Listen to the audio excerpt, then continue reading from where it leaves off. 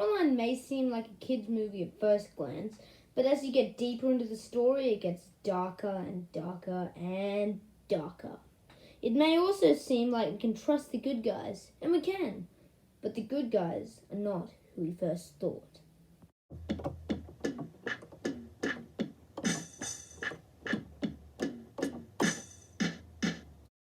This year, Coraline is coming back to cinemas in August, and I have never been more excited for a re-release in my life, and that includes Spider-Man No Way Home. So, as I do when movies get brought back, I rewatched Coraline. There was something that felt off about it though. Something like the cat. The cat looks like a normal cat, but I ain't one to be easily fooled.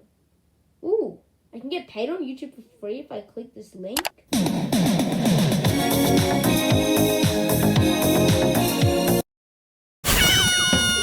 So while most people see that the villain is the Beldam, I see the truth.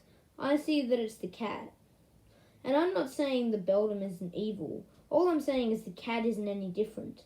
And I mean that literally. In case you haven't seen the now 15-year-old movie, it follows Coraline Jones, who had just moved houses and schools. Coraline looks around and finds a magical doorway in her own house, and it leads to the same room she just came out of. She then goes to the kitchen to see her mother cooking dinner. Her father's usually the one that does that. Her mom turns around and reveals she has buttons for eyes. And this is a parallel dimension of Coraline's dreams. She then meets a cat who can teleport and speak exclusively in the other dimension. The cat is not meant to be in the other mother, also known as the Beldam's, reality, and warns Coraline of the dangers of this place. The dangers of this new reality. The other mother offers Coraline to stay, but she has to replace her eyes with buttons. Coraline obviously doesn't want to, so she escapes back to her own reality in fear and finds out the other mother stole her parents.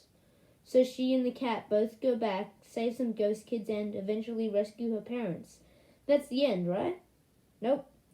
The final shot of the movie is the cat walking past the sign and teleporting, implying they never escaped. I reckon they still did escape, but that may not be a good thing. It may not be good news. Good news! Remember how I said the cat wasn't any different to the Beldam? Well, I kind of meant it. The Beldam never left the other reality, except when she apparently went to Zanzibar. Like what?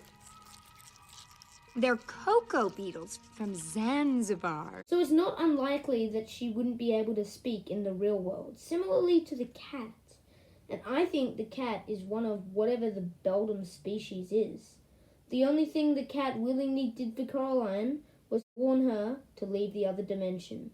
Because remember, Coraline forced the cat to scratch the other mother in the face because the cat was thrown at her.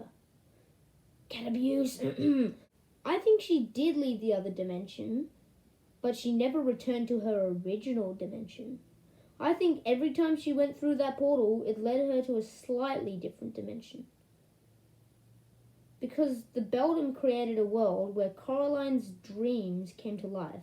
And in the real world, Coraline's parents are constantly ignoring her, when deep down she just wants them to spend time with her. This is something I think the Beldam didn't know, but the cat did. I reckon the Beldam can only tell Coraline's obvious dreams, like what she wants in the short term, but the cat can tell her dreams deep down, what she's always wanted. Because at the end of the film, Coraline's parents give her the love and affection that she always had wanted. But it had nothing to do with her saving them from the Beldam. Because after Coraline frees them, they don't remember anything to do with the Beldam. And they straight away start showering her with love and attention and affection for no reason, which is nothing like the people we meet at the start of the movie, constantly neglecting her, ignoring her, telling them to leave her alone. And sure, they do say it's because of the fact that they completed the garden catalogue, but they still have jobs. So if that's how they were about their jobs, then, that's how they will always be about their jobs.